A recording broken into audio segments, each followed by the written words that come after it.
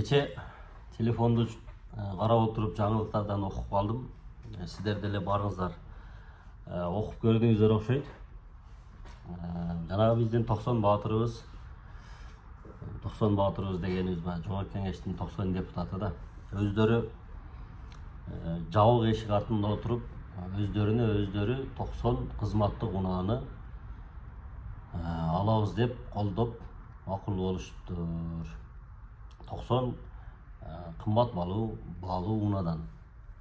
Жаңылыктардан окуп калдым да угушум боюнча. Алар дагы мындай жөнөкөй унаа эмес экен, жол тандабастар экен. Анан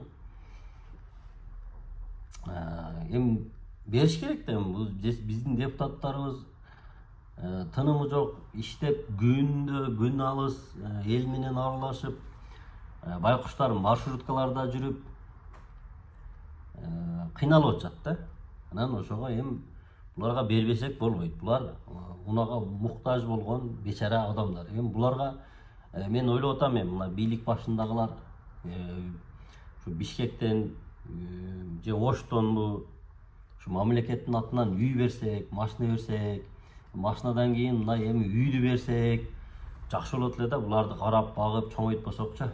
Биз үчүн иштеп атат да, булар эл үчүн иштеп эме кылып атат да.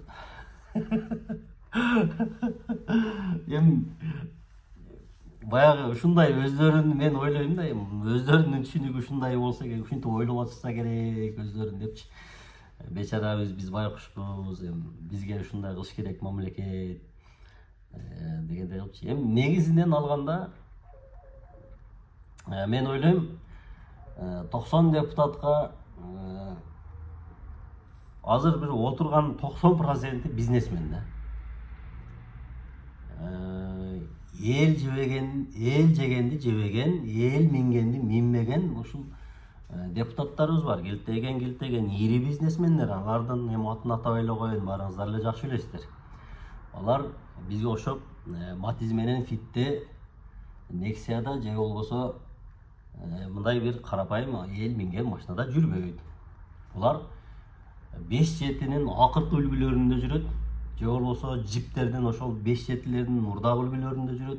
Иши кылып мындай жаңы унааларда 2020-2024 унааларда жүргөн кишилер, бизнестери бар.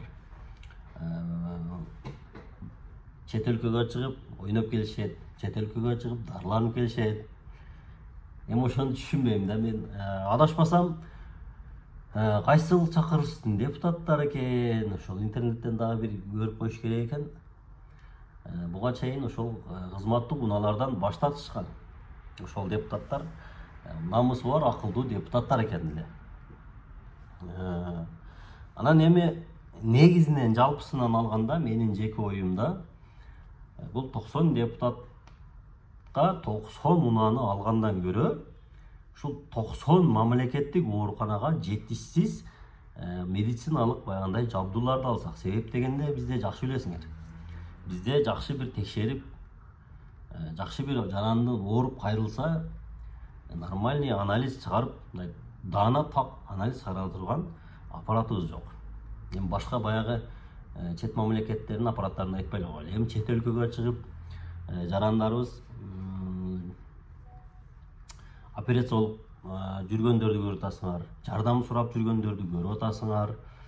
Эми ошолордун мына Союз тарагандан берги мамлекеттин ооруканаларына барсаң ыйларың келет да. Эми имараттарын бир аз жакшыламыш болуп, түздөмүш болуп аткандыр. Бирок өзүңүздөр жакшы билесиздер, жөнөкөй эле наркоздун эң арзанын алат биздин мамлекеттин ооруканалары. Бул эми азыр кээ бир адамдар баягы кошоматчылык кылып, жок андай эмес деши мүмкүн. Бирок эми больницаларга барып жүргөн мына жөнөкөй жаран катары өзүмдүн көз карашыма айтып атам мен. Аны баягы пахта коюп койгон жөнөкөй жаран баары билет. Ошол. Анан аппараттарыбыз жетишпейт. Ошол 90 депутат өздөрү, мен ойлойм, өздөрү макул болуп колдоса керек. Себеп дегенде булар өздөрү жакшы билет, бул машинага муктаж эмес да, машинага муктаж эмес. Булар азыр машинаны алат да эмне кылат?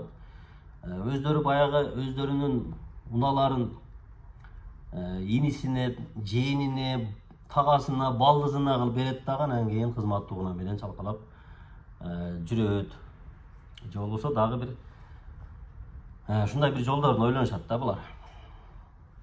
Эми мен жаман оюмда. Анан негизи эле мен ойлойт элем бул депутаттар бир жакшыраак нерсе, элге пайдалуу нерсени ойлоп, ошолор элге бир нерсе болсо экен деп неме кылса жакшы эле. Анан негизинен алганда ошол биздин медицинаны аркада калып кеткен. Анан депутаттарыбыз эл билбесе, элдин кээ бирки адамдары билбесе дагы депутаттар муну бир жакшына билет. Ошол. Анан мен негизинен айткым келет. Мына депутаттар болобу, чиновниктер болобу, ким болбосун, чет мамлекетке чыгып дарыланууга, чет мамлекетке чыгып балдарын окутууга тыюу салыш керек деп ойлойм. Сиздер кандай ойлойсуздар? Аны комментарийге жазып кетсеңиздер болот. Себеп дегенде, эгерде биздин чиновниктер, биздин депутаттар чет мамлекетке барып дарыланып жүрүп, мына медицинабыз өнүкпөй атат. Булардын балдары чет мамлекеттерге барып окуп жүрүп, жеке менчик мектептерге, кымбат мектептерге окуп жүрүп, билим берүү тармагыбыз өнүкпөй атат. Министрден министр алмаштырып, кыйраткан министр келбей атат. Же азыркы министрибиз, же ал кыйратпай атат, ага чейинкилер деле кыйраткан эмес. Азыркы мектептерге барсаң, окуучуларга орундук жетишсиз, мугалим жетишсиз, билим сапаты ушундай болуп төмөн болуп кетти. Биз аны кагаз жүзүндө эле билим берүү министрлиги жаап жүрөт. Болуп атат, окутабыз, кыйраттабыз депчи. Эптеп көтөрмөлөп, мындай жыйынтык чыгара эле деп эле баягы А менен Бны таанып, бирди кошкон балага алтын сертификаттарды берип коюп атабыз деп ойлойм. Мен жеке оюмда. Мен деле Кыргызстанда жашап жүргөн үчүн мындай менин дагы балдарым бар, мектепке барат. Билем да. Эми айтпайын десе айтырып атышат да. Ушул нерсени депутаттар баш болуп, депутаттар көз болуп, биз ошолорду ошол жерге барып, ошондой нерселерди, мыйзамдарды жазып, биздин мамлекетке кызмат кылсын деп жөнөттүбүз да. Биз алар барып алып, мамлекеттен акча алып, кызматтык унаада чалкалап жүрсүн деп эч ким шайлаган эместир эле. Ошол эми азыр бул мен айтканым менен бир нерсе өзгөрүп кетпестир, буга эч ким реакция деле кылбайттыр менимчечи. Бирок эми биз эл өзүбүздө күнөө биз өзүбүздө экен. Эми башында билбей шайладык, билип шайладык дегенде эми мына шайлоо келип атат. Ошол шайлоодо эми азыркы чакырылышта отурган депутаттардын билбейм, мен бир 2-3-өн эле колдойм, 2-3-өн эле мындай депутат катары мындай сыйлайм. 2-3-өнүн дагы бир экөө мандатын тапшырып кетти, ошо бир экөө калды да азыркы учурда. Ошол туугандар, эми сиздер кандай ойлойсуздар? 90 депутатка чын эле биздин мамлекеттин акчасынан уна алып бериш керекпи? Же кандай болуп калат? Анан сүйлөгөн сөздөрүн, деңгээлдерин, кээ биркилерин мен баарын айтпайм. Чычалап жүрүшпөсүн да. Приколдон прикол, концерттен концерт, шоудан шоу болуп, сүйлөгөн сөздөрүн көрүп атасыздар. Баягы акчанын күчү менен барып алып, отуруп алып эле ошондой болду. Эми башкалары мындай жаңы барып жүргөндөр, сүйлөгөндөрүн билем. Анан мына бизнесте жүргөн, килтеген бизнесте жүргөн депутаттарыбыз жок дегенде ошолор кесиптештерине айтыш керек болчу да, койгула, уят эмеспи? Биз эмне машинага муктажбызбы депчи. Ушундай нерсени токтотойлу, ашыкча нерсени токтотойлу депчи. Эми сөзсүз эле бул нерсеге дагы биз жаман үйрөнүп алдык да, баардык мына жергиликтүү бийликтер дагы жаман үйрөнүп алды да. Сөзсүз эле бир нерсе болгондо ызычуу болуп барып, баягындай сөздөр болуп барып туруп, анан кийин баягы камчылык ташыйп чекит кое турган болуп калды да. Ал аралашпаса бүтпөй турган болуп калды. Баардык нерсе өздөрү билип эч нерсе кылбайт. Ошого ойлойм да, мен мына 90 депутатты деле жок кылып, министрлерди деген нерселерди жок кылып, мындай жоюп, ашыкча нерселерди мына мен ойлойм, мына губернатор дегендерди мен чындап мына колдобойм менчи.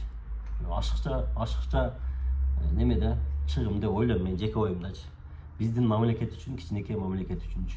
Жөн эле бир место, жөн эле бир эч нерсени чечпеген эмеде ленталарды кескен, чогуу алып коюп эле жүргөн деп ойлойм. Анан көзгө көрүнөр, мындай көзгө көрүнө турган мындай жарык бир нерсесин көрө элекмин губернаторлордун. Жеке оюм, бул дагы жеке оюм. Анан губернаторлордун баягы тааныш туугандары бизде тепкилеп кетмей атат бар эле, кошоматчылары болупчу. Жакшы көрүнөм деп эле кошоматчылар азыр бир сомго 3 болуп калды го. Бир нерсе деп жазсаң эле жабылып. Жок ай туугандар, анчалык болбош керек.